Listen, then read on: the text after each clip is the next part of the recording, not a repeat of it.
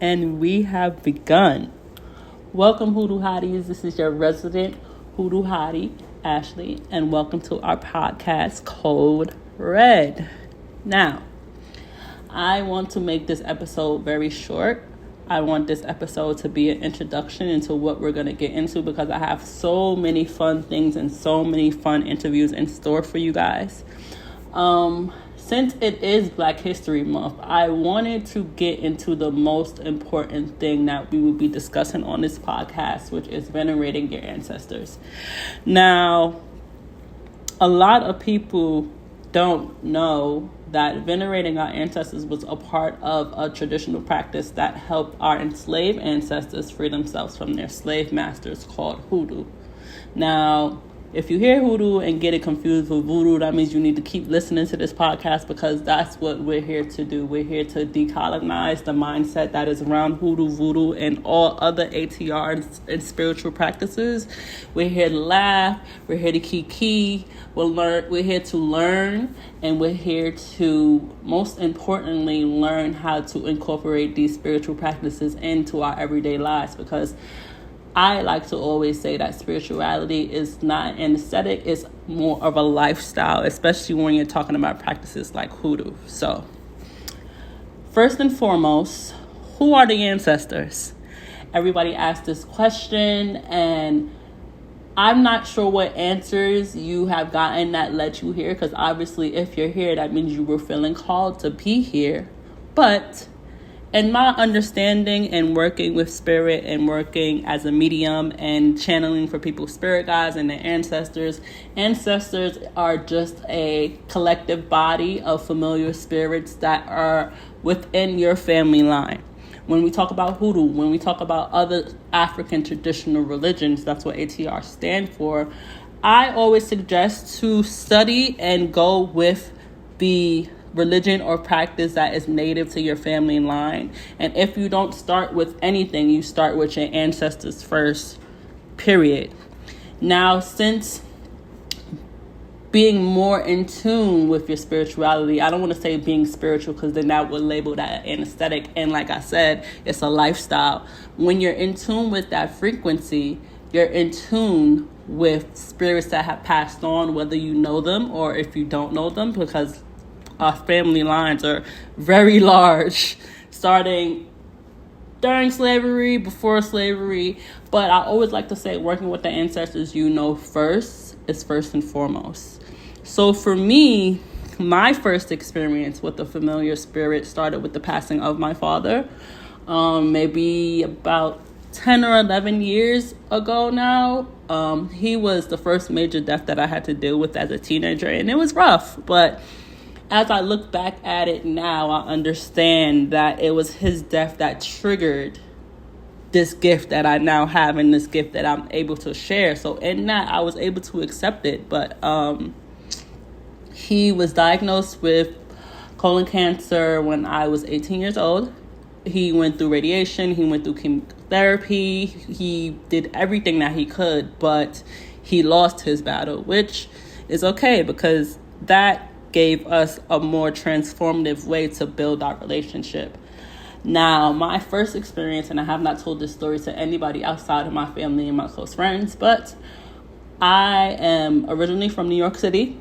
My father, in his last few weeks of life, was a patient at a hospice in the Bronx. If you're in New York, you know what I'm talking about. It's called Calvary Hospital.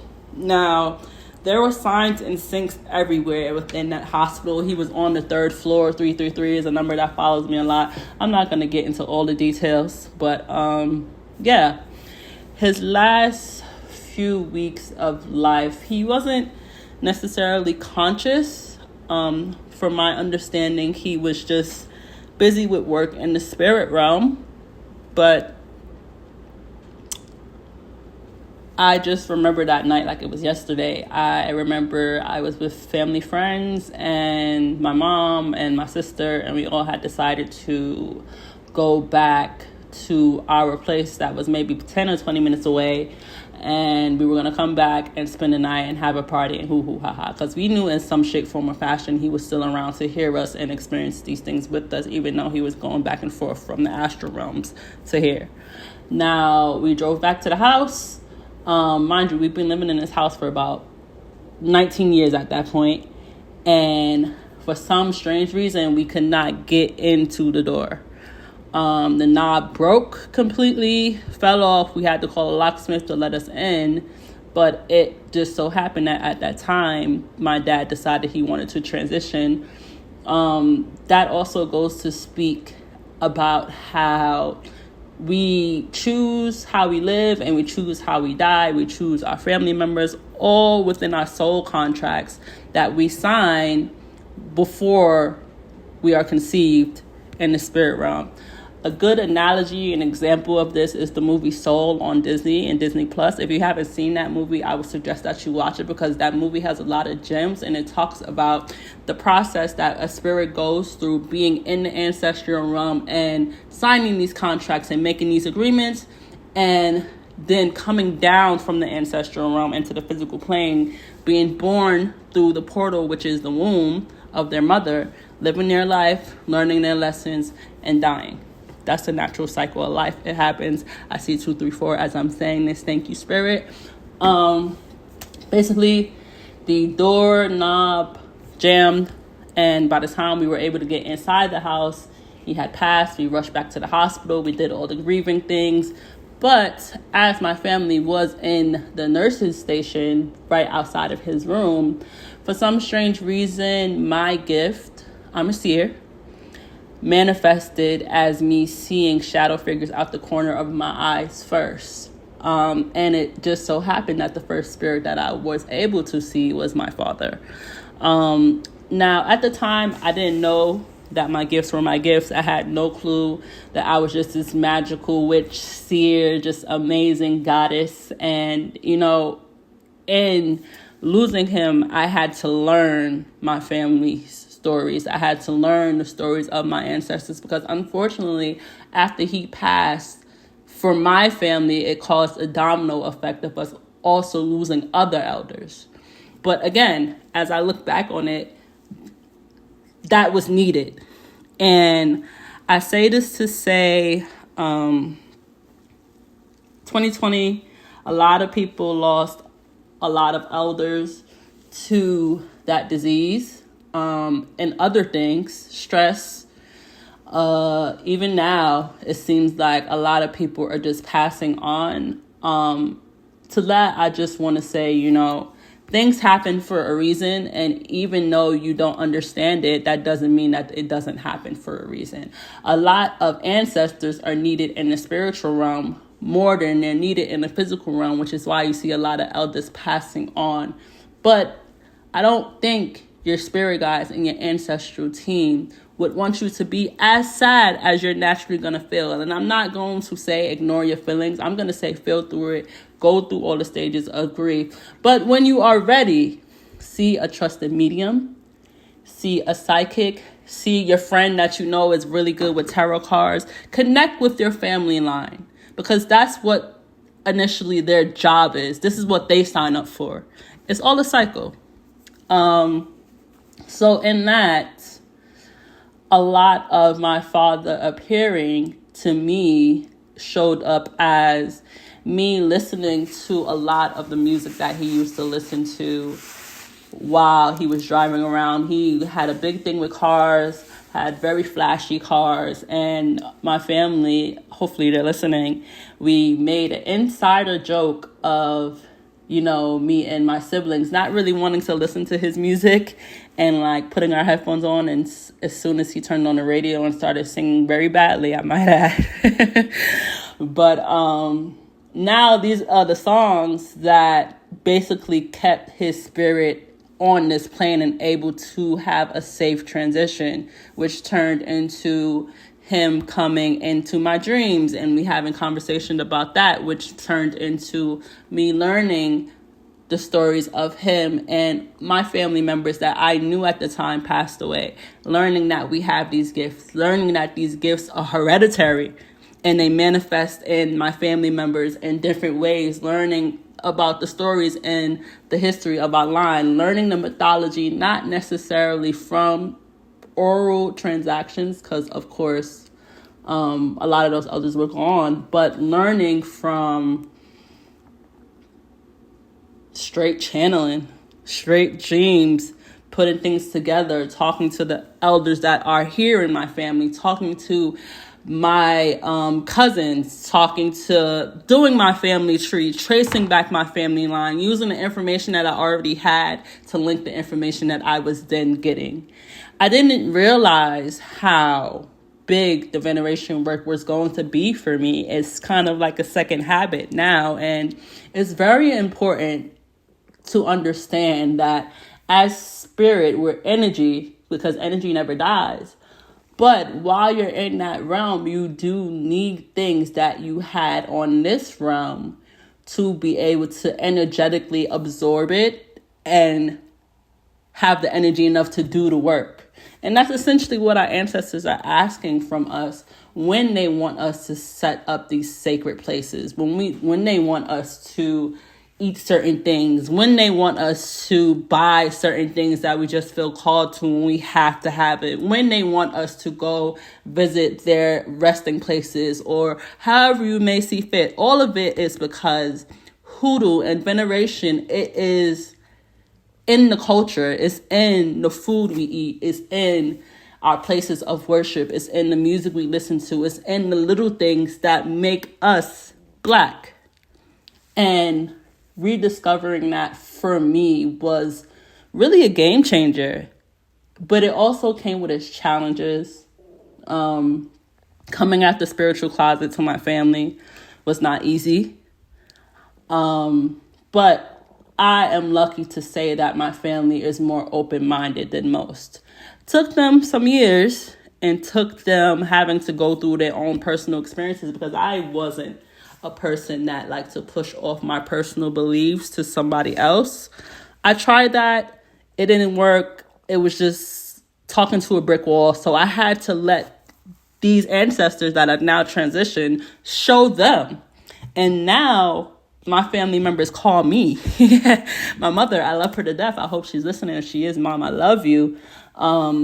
She texted me the other day, like, Ashley, I had this weird dream, and this happened, and this happened, and this happened. And I said, sage your house. She said, okay. Like, it's things like that that makes me feel like losing these people, even though initially it was very tough and I went through it very young. So it was hard. It happened for a reason. Forgive me. I have just a set of questions because I'm still trying to figure out the mojo for this particular podcast. But, a lot of people, when I have clients come to me, they ask me, Ashley, how did you trace back your family line? Now, we have elders. A lot of people don't have elders, though. So we have these sites like Ancestry and what's DNA 123, whatever it is, to do the actual physical test to trace back our line. Now, is that necessary for you to figure out exactly indigenously where your people are from? Absolutely not. If you know your family line back to your great-grandmother, that's all you really need. Writing it out physically can be a very good way to not only familiarize yourself with who your ancestors are, but just keep track, because once you start and you jump into this rabbit hole, it's a rabbit hole. So you're going to be channeling information from different directions, and it's hard to keep up. So my first piece of advice when it comes to tracing your family line, write everything down. Write everything down, even if the most tedious of things. You can do it in your phone. If you want to have a personal notebook for it, that's fine. Me personally, I use Ancestry.com. Now, I didn't take the test. I didn't need to, because most of the people in my family line, I've heard stories, I know, and I still had living elders, thankfully, that I was able to ask questions to trace it back myself. Now, essentially what you're tracing back is wherever your family is originated from, whether that be Texas, California, New York, Georgia. What you're going to do is find the indigenous tribes to that area. The more specific you can get, the better. Now, a lot of these tribes were under subcategories for bigger tribes like the Creek or the Blackfoots or the Cherokee. Not only that, a lot of us have roots down south. That's why you see the large amount of Black people coming, or not even just Black people, people of minority coming from the north and coming back down to the south. Now, if you remember, after the Civil War, after Jim Crow, after emancipation, a lot of our ancestors went from the south up north because that's where the money was essentially. But now that things are shifting and people are waking up, there is a call for a lot of us to go back to our places of ancestral roots. So it's very important to know that not all of us come from Africa, and that's okay. That doesn't mean we don't have African roots. That just means that you just have to find where your family is indigenous from. Look up the tales, the folklore, the stories, and the style of practice that is within that family line. Then that's when you can connect yourself with your ancestors if they haven't already started to show themselves to you while you're doing the research. That whole journey for me was actually pretty crazy. I can't honestly pinpoint it now because it's been so long, but I am definitely thankful for that. A lot of people ask this question to me when I take tarot clients, like, Ashley, I am not close with my immediate family. I am not familiar with my ancestors. I'm adopted. Like, what do I do? So I don't really want to dive into that right now because I am going to do an episode on how to build an ancestor altar.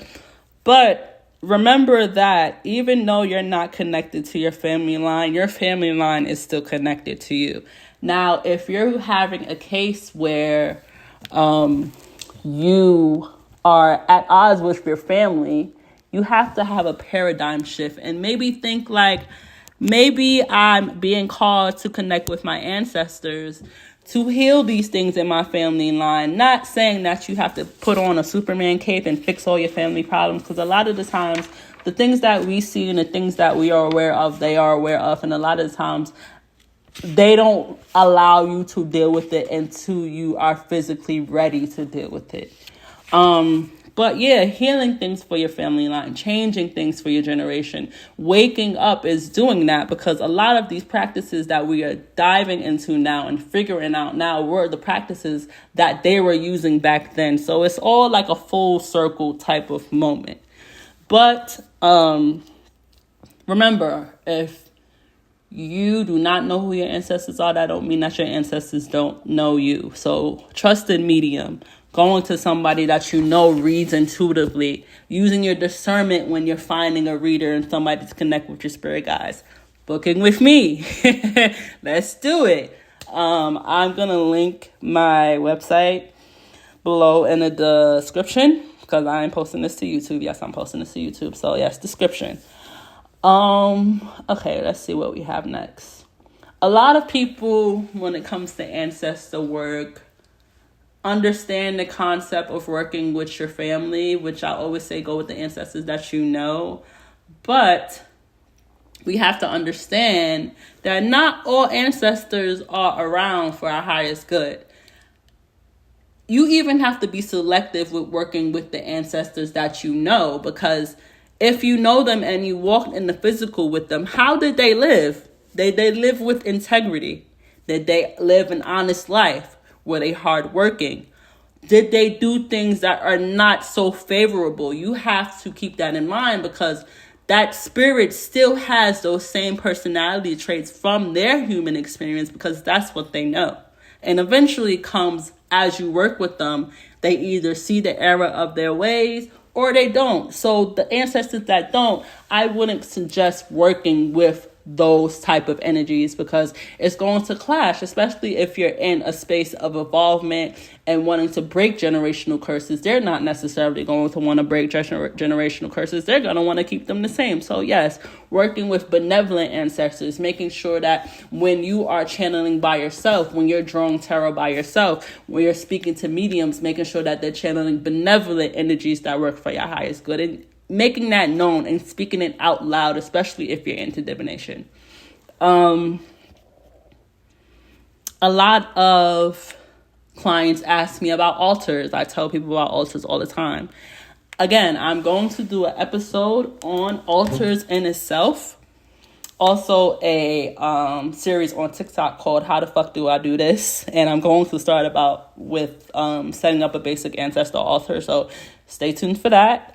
But your altar does not have to be grand and magnificent and all these plants and crystals. Like, don't break the bank for an altar. It's actually a very humbling experience, starting from a small baby altar, whether that be your nightstand or your dresser or a shelf that you found laying around somewhere. Some people even have altars on the floor in their closets. It depends on what your situation is.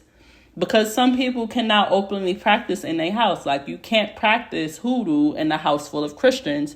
So finding ways, like our ancestors found ways, i.e. going to the church, to make the connection. Because once you make the connection, that's all you need.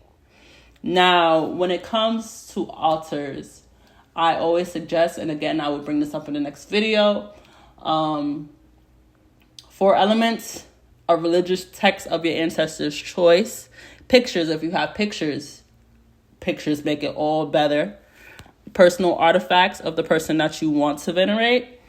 But if you don't, and you don't know your ancestors, all you're going to do is write on a piece of paper, I am wanting to connect with the ancestral lineage and benevolent spirits that house my spiritual court.